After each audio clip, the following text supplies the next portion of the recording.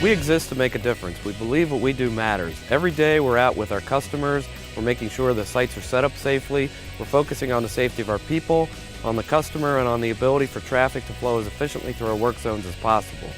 I like seeing the smiles on people when they feel like they've done a great job and they've kept the client safe that day.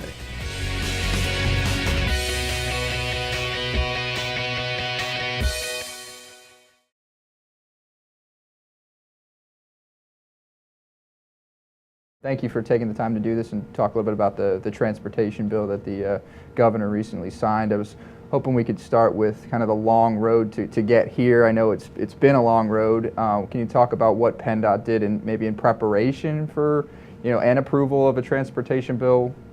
Well, I think you really have to go back to when we came into office, when the governor and our administration came into office. The governor set up a finance commission, a transportation finance advisory commission, and that commission did some work on what options there might be of how to deal with this problem under financing our transportation investment. And that goes back really to the spring of our first year. So, 2 years ago, 2.5 years ago, we started talking about this issue. Then the Finance Commission, the Funding Advisory Commission came up with their recommendations. Then we went through a whole series of steps really from that point of educating legislators, the public, all the interest groups out there, chambers of commerce about the problem, about alternative ways you could solve the problem. And then also talking about not just financing, but what PennDOT was doing to reduce costs and to modernize its approach to developing services. So I think it's a combination, like any business would look at it, is if you're looking at how to improve your business, it's revenue and it's controlling your costs, improving your service to customers. And all those factors played into this. So it's been a long process. I've probably testified at dozens of hearings toward the entire state and met with interest groups across the state. And at the department, we prepared information on our website about what we were doing to modernize and reduce costs, what projects would occur if the funding went forward. And we put all this out in the public domain so everybody could see what would happen, what the consequences were of action versus no action. Mm-hmm. Any kind of pre-engineering studies kind of getting ready for, certain projects you knew would kind of be ready to roll as soon as the plan was passed? We started last year saying, okay, we had hoped this was going to get passed in June. Mm-hmm. And so I moved $100 million from construction to design, primarily to work on bridges. We got such a staggering bridge problem here in the Commonwealth with the age of our structures. And we started working on projects so that when the bill got passed, we'd have projects ready to hit the street. In other words, there wouldn't be any delay in starting a bill and providing additional revenue, and then projects actually occurring. So we will be ready next spring. Now at this point it just passed, so we've lost a construction season. But starting next spring, we'll have projects ready to go. Okay. Can you talk a little bit more about that new infusion over the next 5 years? Like how many more projects will be accelerated over this fiscal year or annually in the years ahead because of this bill, that like stuff that maybe wouldn't get done otherwise? Well, without question, the bill, the basic essence of this finance plan is to gradually increase the revenue over a 5-year period. And there's 2 reasons why we did that. And that was actually the recommendations of our funding commission, was to stagger it over 5 years. One is our ability to deliver. We don't have, when I said I moved $100 million into design, that might create about $700 million worth of construction projects. I don't have $2.5 billion of construction projects sitting on the shelf. So we have to allow time for us to design, acquire right away, move utilities to get projects ready to go. The other thing was the impact on the users, the cost. The idea was to gradually build up that and not have an immediate impact on the economy. So in terms of projects, our letting schedule, meaning the total construction we do, has been around $2 billion for the last couple of years, but it's going to drop. If we didn't do this funding, it would have dropped to as low as $1.5 billion. We now expect to get up to $2.5 billion. That's another $1 billion worth of construction that would occur 5 years from now that otherwise wouldn't occur. Mm-hmm. Next year, it'll probably be 100 to 200 million more than last year. So an average project might be $1.5 million. So you're looking at another 70, 80 projects that otherwise wouldn't have occurred. And then each year it'll grow by that much. So 70 or 80 this year, another 70 or 80 the next year, another 70 or 80.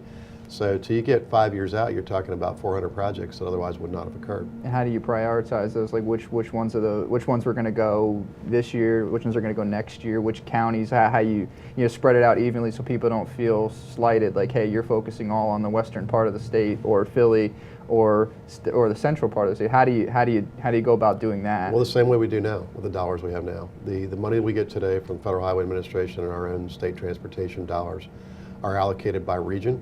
And it's a formula-based system where the money goes out to, every county gets money for maintenance, and the money gets spread around the state based on miles of road and traffic. And then we prioritize on the basis of need. What's the physical asset condition? Meaning we at the department, the engineers will look at the bridges. We have them ranked from worst to best in every one of our 11 engineering districts. And we will pick off the ones that are in the worst condition as the highest priority. Same thing with pavement. We have the physical condition of the pavement. So in terms of rehabilitation, reconstruction, that's based on need. Then we work with the planning partners. Every corner of this Commonwealth is represented by either a municipal planning organization, a metropolitan planning organization, MPO, or a rural planning organization, an RPO. Those organizations are comprised of local and county planners. They work with our district staffs to prioritize projects in their region based on their share of the funding. So everybody across the state is going to see more projects. Okay.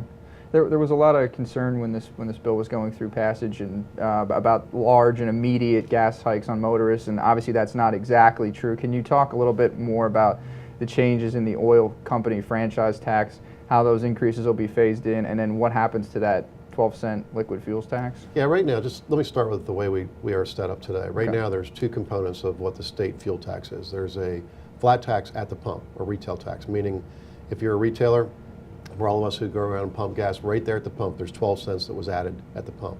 The rest of it, the other 19.5 cents, was in what we call the oil company franchise tax, which is at the wholesale level. And that's a millage based, meaning it was tied to the price of gas. However, they capped it at $1.25 a gallon back in the 1980s when they passed that law.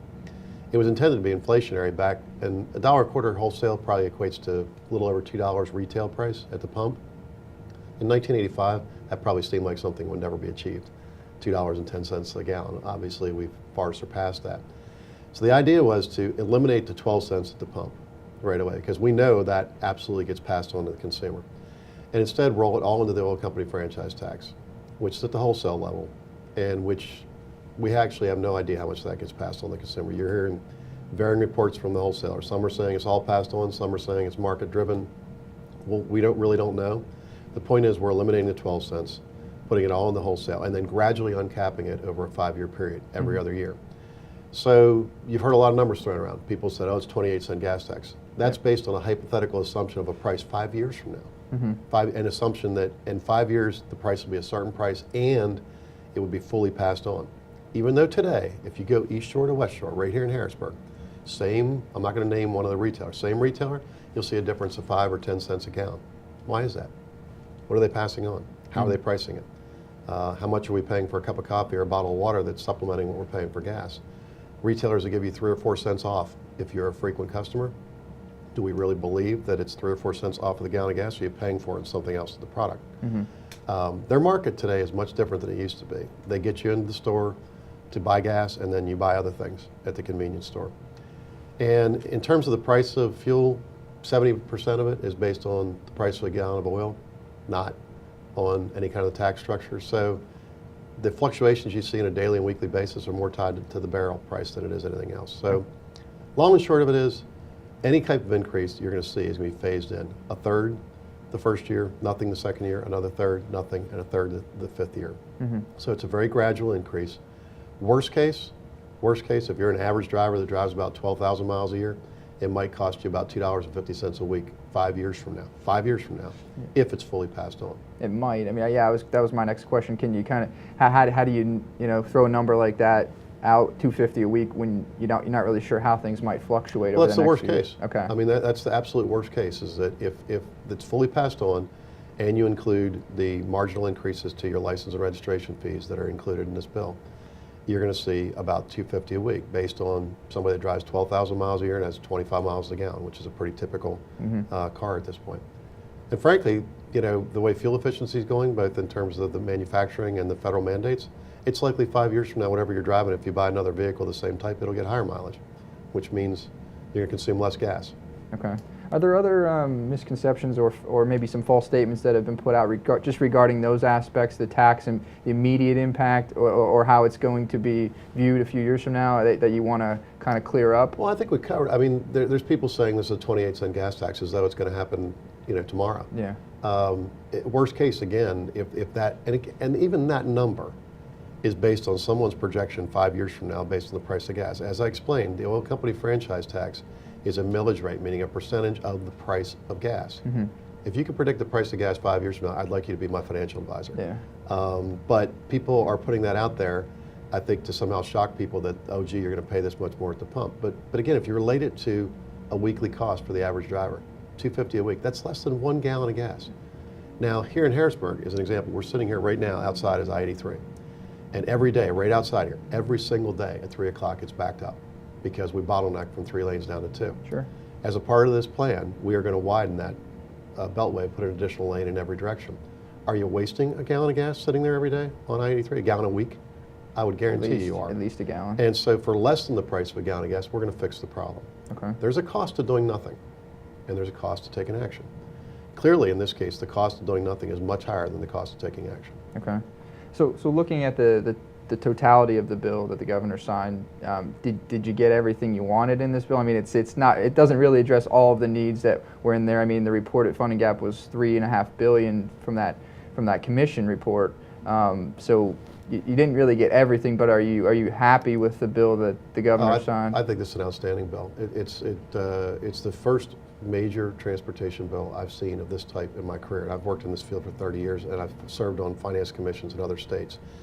This is a long-term bill. It addresses every single mode of transportation: rail, aviation, ports, bikes, pedestrians, cars, transit, everything. And that's unusual for something to be this comprehensive. Yeah, the needs are $3.5 billion a year on an annual basis, and this builds us to $2.5 billion. But we didn't get to a $3.5 billion gap overnight. You're not going to get out of it overnight. And we have some other opportunities to add to this revenue in future years. One, we'll see what the federal government does. They have a role in funding. Secondly, we have a public-private partnership law that was signed by the governor last year, and that creates opportunities for the private sector to come to us with revenue-generating ideas, with investments on their side that can supplement what we're doing in this. So I think the combination of a P3 law, this bill that was passed, which I think is incredibly comprehensive and will serve the citizens of this Commonwealth for decades to come, and the federal government, I think there'll be opportunities to further address any gap that might exist in funding. Okay. Any idea, I mean, I know it's early, just was signed, but any idea yet as far as those stats about structurally deficient bridges, you know, what that might look like at the end of this period as you accelerate these projects, how that percentage goes down? Oh, well, absolutely. It's going to drop. You know, we have been knocking down. We actually, although we still lead the nation in structurally deficient bridges, which is an indicator of the age of our system, we were over 6,000. We're now down to around a little over 4,000 structurally deficient bridges. And the reason we did that was we prioritized that over every other type of spending, including doing a bond issuance to accelerate our work on bridges. But let's start with using the public-private partnership that I mentioned. We are going to go out and solicit from the private sector bids to do about 500 of the structurally deficient bridges in a 3-year period instead of a 10-year period. And we're going to do that using the private sector on a statewide contract. And I think that the advantage we're going to get is an economy of scale and also some standardization of bridge types. And you're going to see a much lower cost of delivery, a much faster time in delivery, and knock out 500 of those remaining structurally deficient bridges in 3 years rather than 10. The problem we have is that the age of our system, the average age of our bridges is 51 years old. As a result, every year, 300 bridges age into becoming structurally deficient, meaning we just have so many old bridges that every year, 300 of them, certain elements of them age to the point and deteriorate to where we consider them structurally deficient. Without funding, we were going to, if this bill had not passed, we were going to drop to delivering 200 bridges a year. Okay. Meaning you'd have seen that structurally deficient number growing by 100 a year. Instead, the combination of the P3 application I just talked about and this increased funding will deliver about 400 to 500 bridges a year. So you're going to see a steady decline in the number of structurally deficient bridges. Okay, so we won't be back here in 5 or 10 years about at a similar level saying, hey, the gap was, you know, $3.5 billion. We didn't get 3.5, and you know now our needs have crept back up again, and we've pushed it back up to 4,500 bridges. Or well, the only thing I will say, Jason, is that we've got to be concerned about is something I mentioned earlier about the cars we drive. Okay. You know, part of the problem that exists while we have this funding gap is that we haven't touched transportation fees since 1997, 16 years ago. It's the last time your registration, license fee, or any of your gasoline taxes were adjusted. So if you go back 16 years ago, what were you driving 16 years ago? Yeah, I mean, something not very fuel efficient. Something not nearly as fuel, even if it's the exact, if you're one of these people that drives the same model car and never changes, pick a model, if you drive a Honda Accord, and you had it in 1997, I guarantee you that in 2013, the model in 2013 gets much higher fuel than the one did so you asked me to project 10 years from now. Well, 10 years from now, there's a federal mandate that in 2016, the fleet fuel efficiency has to go up 40%, federal law. Now, it'll take a few years for that fleet to turn over, meaning everybody doesn't buy a new car every year.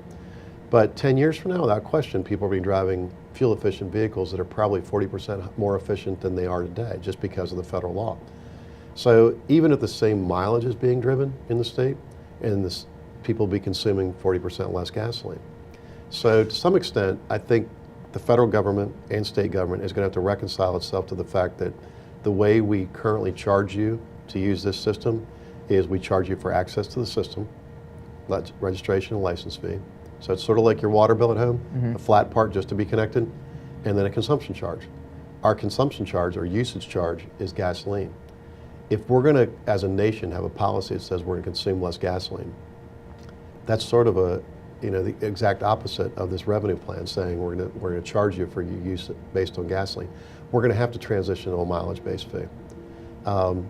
I think by the time the next decade rolls around, without question, there'll be a lot of CNG vehicles out there, compressed natural gas, LNG in the large trucks, electric, maybe even fuel cell. So again, you can do BTU equivalency charges to make sure that those folks pay on a BTU rate the same as those using gasoline or diesel. But long haul, if we're going to consume less fuel, and that's an objective both for environmental and economic reasons, absolutely good reasons to do so, we're going to have to change to something that's more mileage-based. So this bill, I think, buys us a decade of buying power to the point where we will keep knocking those structurally deficient bridges down. We will add capacity in areas that are congested. We will fix poor roadway conditions and rebuild them. But I think somewhere in the next 10 to 15 years, nationally, we're going to have to move to something that's either tolling-based, which is a mileage-based system, or vehicle mile travel, one of the two. Otherwise, we're kind of chasing our tail with this model of saying gasoline consumption is the way we're going to fund our roads when we're going to consume less gas. Is that an easier fight or a harder fight when you talk about the politics of this situation, how long it took to just get a bill like this done when you're talking about making a different kind of change and you involve, state or federal politicians? How do you see that playing out? I think they better start talking about it now if you want it done in 10 years. Okay. It's not going to be easy, but that's why I say federal. Yeah. Because the reality is you can't have individual states doing it differently. We have 30% pass-through traffic here. We're the Keystone State, and you can't get to the Northeast without going through Pennsylvania. If we switched from a fuel-based system to a mileage-based system, say an odometer tax, well, how would we charge the people who are passing through the state? That would be very difficult because how would you go back and get their odometer ratings for when they pass through Pennsylvania? So we need a national model on that. That's why the federal government's got to step on. They're the ones mandating the 40% fuel increase efficiency. So if they've got that policy in mind, they have to wrestle with the other issue, which is how they're going to deal with their revenue.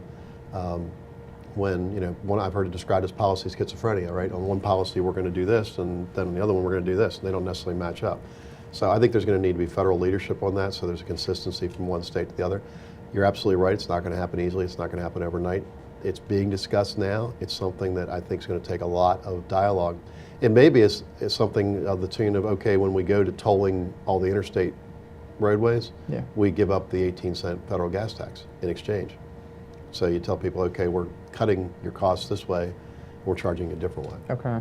What does the change in the prevailing wage threshold really mean for state transportation projects? Does it, how many projects each year would actually be under 100,000? 17 last year. Okay. It's not a state issue. All right. The prevailing wage change that we made was we moved the prevailing wage threshold to where prevailing wage applies for highway work only from 25,000 to 100,000.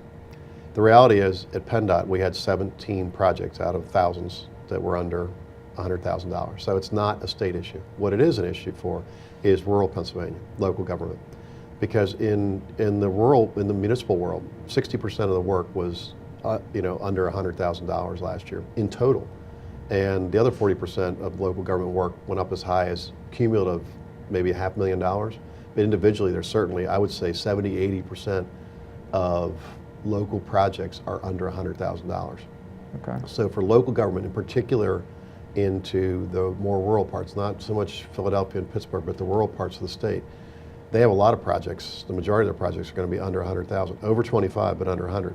So now prevailing wage will not apply to those projects. And that should be a cost savings for these rural areas because the labor rate is a statewide rate. And clearly, if you're in Potter County, all salaries, not just construction worker salaries, are not the same as they are in Philadelphia. So, and I'm not picking on Philadelphia or Pittsburgh, but even compared to Harrisburg, if you're living in Potter County, you're probably not, your costs aren't the same, your income's not the same. Okay. So it's going to help local governments a lot in terms of stretching their dollars. Okay. What about job creation? I mean, other than the jobs directly related to these transportation projects and how that might, you know, it's going to create some additional jobs because you're accelerating projects at a, you know, faster pace than you've been. Can you talk about, do you believe companies will invest in relocations to Pennsylvania, or that they'll expand facilities here because the government finally passed a transportation bill, or do you think that many are saying, you know, so what, there's still going to be some large needs? And oh, I think without question, you know, if you had Secretary Walker here, Alan Walker's our Secretary of DCED, he would tell you that when companies come to him and are talking about moving to Pennsylvania or expanding in Pennsylvania, they'll talk to him about economic development opportunities, and then generally the first person they want to talk to after him is me. Why? They want to know what the condition of our roads and bridges are going to be and what our commitment to funding mass transit is going to be. Because they move people and they move goods. And they're concerned, and they're looking at, say, Mid-Atlantic region and saying, where should I locate and why should I locate? Why should I locate in Pennsylvania? We've got a lot of benefits, low energy costs because of our Marcellus Shale, our geographic location, but we had a detriment, which was transportation, and they knew it. So they'd asked to see me. And we just saw our neighboring states in Virginia and Maryland actually do increases in transportation, significant transportation bills, similar to what we just passed. And they passed theirs in the last year. And companies were telling us that, saying, look, matter of fact, we had a dairy, here we are, the leading dairy state in the nation, and we had a dairy company, a farm dairy operation, go to Virginia because of the commitment Virginia made to transportation over Pennsylvania because we did not pass one last June. So clearly companies look at this and make decisions about where they're going to go or where they're going to stay based on the infrastructure that supports them. It's always been clear transportation is a necessary component, not a sole determinant of economic development, but a necessary component. So I think clearly it's going to have a long-term benefit for our economy. Just for our agricultural industry, which is our biggest industry, our dairy farmers are at a huge disadvantage with New York. They allow 94,000 pound loads in New York. So right now there's a whole industry, a whey product industry that is from dairy products for making yogurt up in New York. They're not interested in our dairy companies even bidding on it because we have 80,000 pound limits on our bridges. And in many cases we can't even take that. So what they're telling us is that it takes 12 of our trucks to make 8 of their trucks. So the cost to them is cleaning and servicing 12 trucks versus cleaning and servicing 8 trucks. They're not interested in us. So that's putting us at an economic competitive disadvantage to New York.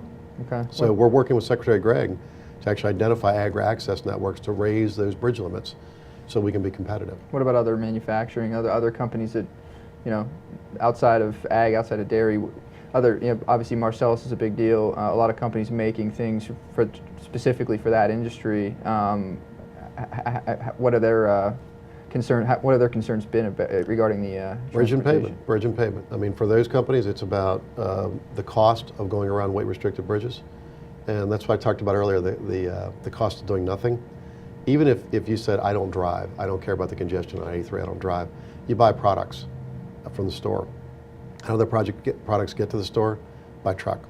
And if the trucks have to drive around weight-restricted bridges, it adds to their cost and it hurts them on an economic competitive situation with other states and other people who might do the same type of manufacturing in other states. So they're concerned about bridges, they're concerned about pavement. Timber industry, coal industry, Marcellus industry, they all, when they travel on our roadways, if the roadways are in poor condition, have to enter into a maintenance agreement with us, and they have to bond the road. And if they cause damage to the road, they have to pay for it. And they have been, the timber and coal and Marcellus industries have been complaining mightily to our legislators saying, PennDOT doesn't have the money to take care of the roads, therefore we're having to do all the improvements to them as we use them. So you're basically just taxing us rather than solving this problem on a statewide basis. Those costs, for every timber truck that goes, it has to put $1 million into a roadway resurfacing, that gets passed on to every timber product that's created out of the timber they're taking. So you know, clearly they might leave because of that, right? Absolutely. Coal industry, timber industry, manufacturers, If they see their costs going up because of our bridge situation or the pavement situation, they'll leave. I've had a number of manufacturers across the state talk to me and then talk to legislators about the fact that if they didn't do this, they were going to consider moving their location to another state where transportation wasn't a cost factor. Okay. About the Turnpike debt, I mean, this bill doesn't seem to address it, at least not right away. It doesn't phase it out until, is it 2021? 8 years. Yeah. Okay, so you get to that point, and there's still, I think it's $50 million going to PennDOT for mass transit after that. I mean, what happens to the Turnpike debt and tolling in the short term? Well, in the short term, there won't be any changes because Act 44 will continue for a year. So we'll continue to borrow $450 million a year from the Turnpike and provide it to PennDOT for, it does shift to use now all for mass transit portions and operating assistance and portions for capital renewal.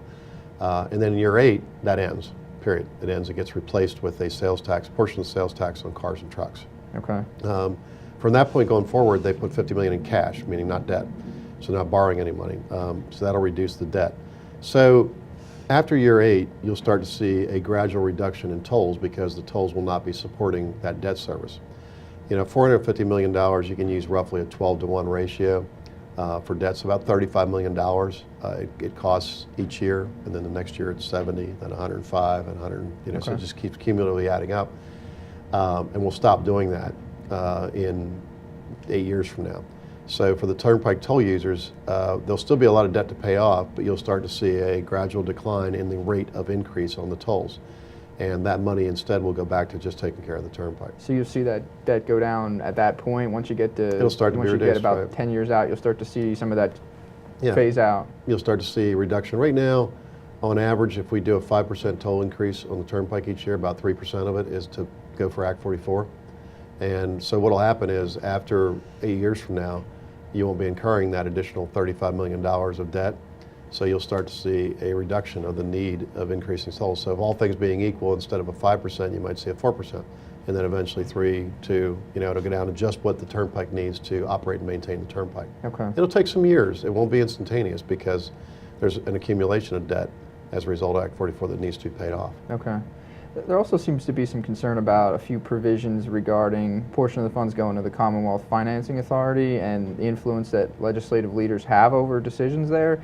What's your response regarding the whole, you know, this is walking around money, that the WAMs side of it that's been thrown out there in the last few days? You know, it's nothing at all like the WAMs, if you want to call it that. All right, WAMs were, as I understood them, I wasn't part of government at the time, but it was basically saying, you get $1 million, you get $1 million, you get $1 million, spend it however you want to spend it. And that was what a walk-around money was they basically gave it to each legislator and said, use it however you want to use it. This is a pot of money that can only be used for certain types of projects, multimodal projects. It could be pedestrian, bicycle, ports, rail, aviation projects. And basically the way they're going to use that, and it's only, I think, $30 to $40 million, and communities are going to have to apply for these projects. And every individual legislator isn't going to get money.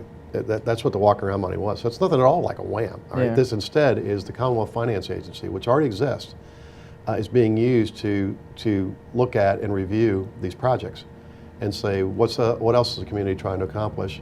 And then how does this project fit into it? And in all likelihood, it won't be totally financing. It'll be financing a part of a project. Okay. But it is nothing at all like a walking around But isn't money. there some, you know, concern that certain leaders more of the money may go to their districts because they have more pull with folks on the authority? You know, if people have that concern, that authority, and even within our own, the Secretary has always had discretionary money. And you get additional money through this, right? And they get Is it additional $40 discretionary million? money, as well. And yet that money is used on a statewide basis, and it gets moved around the state to supplement projects all over the state that are good projects and necessary projects. The last several years, I've used it just for bridges. Okay. So does it fill gaps, or does it that gaps that can't be made up otherwise? Right. Okay. And that's what this CFA is going to do. Okay. So I really take issue with people calling it walking around money. Mm-hmm. We're not handing, you know, each legislator a certain amount of money and saying use it however you see fit. We're saying that as this pot of money grows, and it's not initially the same, you know, that amount of money, but as it grows into that over a 5-year period, communities will have an opportunity we won't pre-spend the money. In other words, we won't say this amount's all going to aviation, this amount's all going to rail, this is all going to bikeways. Instead, they have an opportunity to be reactive of what's happening. You might have a major company. You brought up companies moving to Pennsylvania. Yeah. You might have a major company like the Shell plant going in and out of Pittsburgh, that were the cracker plant that we were attracted. We had to compete with a lot of other states for that. There's a lot of off-site improvements that are necessary to support that. And we might have $15 million we have to put into a roadway system when that project's ready to open. CFA could finance that. Okay. The next year, it might be something at the Port of Philadelphia, that there's an opportunity to attract with the new Panama Canal ships and the deepening of the Delaware Channel. Maybe there's an opportunity to attract a major shipper to the Port of Philadelphia, and they have a need for $5 million for cranes, $20 million for cranes. Okay. The CFA will be able to finance that because we won't have pre-spent it. So, I think it's a good way of giving the legislature an ability to be reactive to economic opportunity or need on a statewide basis. And that changes, and none of us can predict it. So having certain pots of money that are discretionary rather than pre-spent is simply a good business practice. I don't know any business that pre-spends every dollar it gets. Yeah. Is there a limit on that as far as if there's $40 million that they can only spend half of that this year, so there's some carryover for the next year, or that they have to spend it'll be replenished each year. If they don't use it, it can be there. Carried in that pot. over? Sure. Okay. But our experience has been on those types of programs, the demand far exceeds the revenue. If you opened the floodgates tomorrow and said everybody apply for these types of projects, be they bikeways, pedestrian improvements, roadway improvements that are on local roads, not state roads, that couldn't be funded otherwise, It's like you'd anything probably else. have hundreds of millions of dollars in needs.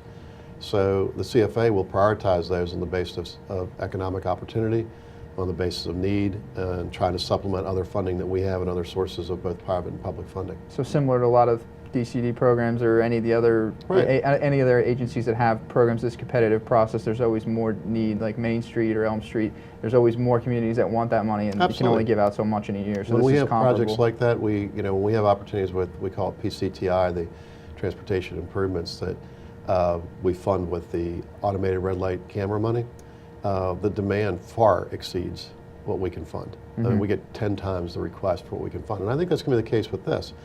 But I like the fact that we've got some flexibility to address the needs. It ties back to your original question about what this transportation is going to do for the economy. And when we're trying to attract businesses, there's times when you have to find a few million additional dollars. And we now have that ability with the CFA. Does this have any impact on infrastructure bank or anything like that? I know obviously Dauphin County had started one this year. Other counties may wish to do similar models. Does it do anything for them? Well, these are all tools in the toolbox, all right? And the one that Dauphin County did, we helped them in structuring that. I think it's a great program. I really congratulate the commissioners on that for what they did. It's going to help. It gives you another way of financing a project. And this will be yet another tool. All right, when people are trying to cobble together deals to attract companies, to build infrastructure, to support existing or new companies, to address safety or congestion problems, or simply community projects, things that will benefit the community, they're trying to cobble together funds. And they're looking for grants, they're looking for private investment, they're looking for sources to borrow money that they can pay back. So the infrastructure banks, like what was done in Dauphin County, is now a tool. You got a public-private partnership law that we didn't have until a year and a half ago. That's a tool. We got the CFA now with this multimodal fund. That's a tool. And I think all these things together are just going to make us more competitive as a state. Okay.